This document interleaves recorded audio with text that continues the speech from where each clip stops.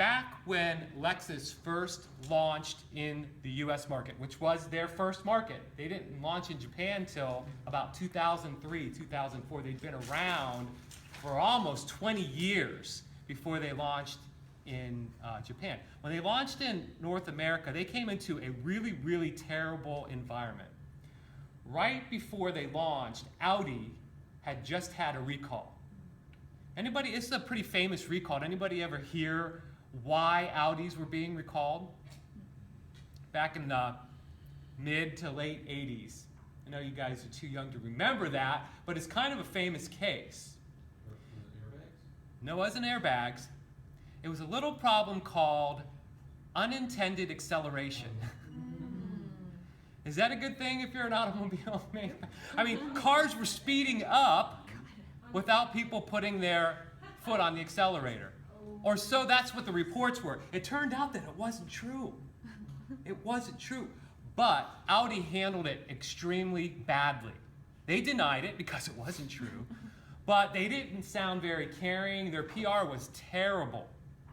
And they got a black eye. They didn't really recover in the US market for 10 years from this problem. Here comes Lexus. They launch right after this recall started happening for Audi. And guess what happens 30 days into the Lexus launch in North America? They have to have a recall. But Lexus handled it completely differently. Here's how Lexus handled it. Susie, you have a Lexus, right? I call you up and say, sorry, Susie, I'm going to have to get your Lexus back from you. We've got a small problem. We're going to fix it. I'm going to bring you a loaner car. I'm going to bring it to you. You want it at work or home? Where do you want me to bring it? Work sounds good. Work's good. They show up at work, the prescribed time. Oh, by the way, the Lexus they drop off, guess what? Upgrade. Though there was only one model at the time, but it has more features. Unless you got all the features, it had more features and functions than your current Lexus. All right.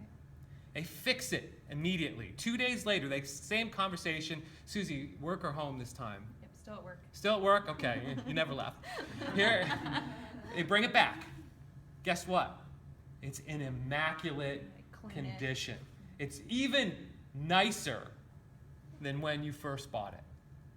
Susie, what do you do with that information? That makes me happy, and I tell all my coworkers. Tells everybody. On average, it goes to at least 200 people. And everybody that had bought a Lexus, by the way, it was kind of an average launch at that point. They were kind of on plan, not really above plan, not below plan. It was going okay. Immediately after this recall, their sales skyrocketed. And the rest is history, right? Became North American Car of the Year several times. All right? Why am I telling you this story? We know people in Detroit who swear that there was absolutely nothing wrong with the Lexus, that it was a fake recall. Now, you want to talk about a bad idea? Wow.